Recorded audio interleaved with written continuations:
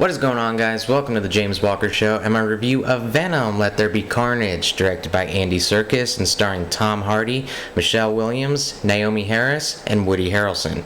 Over a year after the events of the first film, Eddie Brock is still struggling to maintain a normal life with the symbiote Venom living inside of him.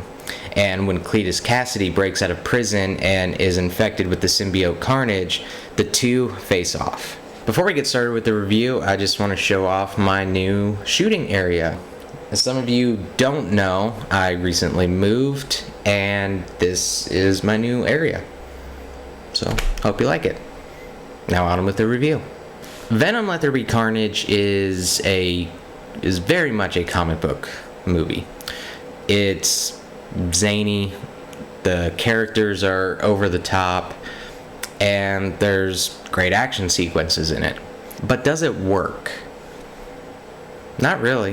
I thought Venom Let There Be Carnage was very sloppy, and it felt very rushed. At a runtime of only 90 minutes, the movie flew by. I remember looking at my friend in the movie theater going, it felt like we were in there for a half hour.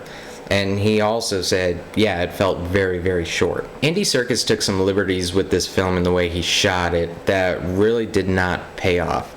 There's a lot of quick, sharp cuts to other sequences or set pieces that almost leave you disoriented. You're in one part and then immediately transported to something else with no establishing shot. It's just an immediate close-up of a character's face, and you're just kind of like, oh, okay, I guess we're following this person now. The film is riddled with things like that. Instead of a nice panning shot into something or a zoom or even an establishing shot, it just cuts straight to what they want to tell you. Probably one of my biggest problems with this film was the script. It's very tongue-in-cheek. It knows that this is a silly premise. But when you mix a character like Carnage in that, who is a serial killer and very horrifying and terrifying, it doesn't really blend too well. You don't really know if this is supposed to be tongue-in-cheek or is this supposed to be a action horror type film. Andy Serkis did handle the action scenes very, very well. The action was spot on, and him coming from a motion capture background, I think only helped those action sequences. He knew how to frame them, how to pace them, he knew exactly what to show. But it's everything else in between those action sequences that just really fell short. Like I said, the biggest problem with this film was the script and the very tongue-in-cheekiness.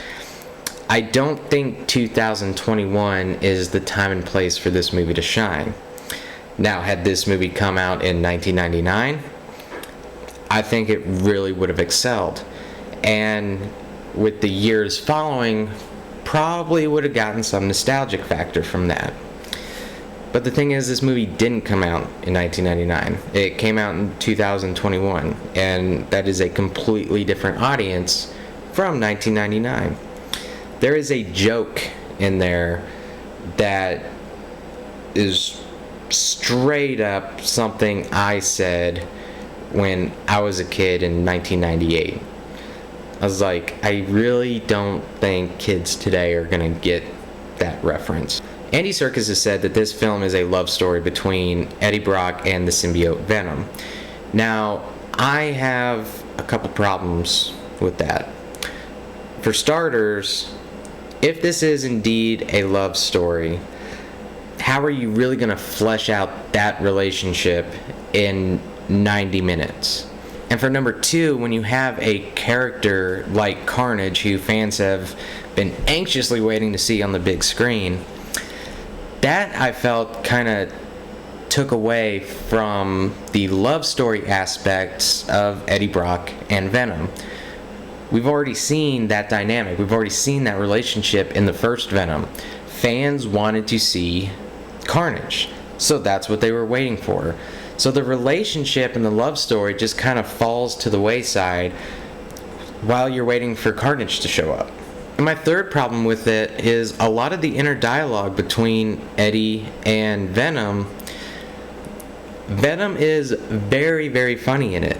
I could not take him seriously.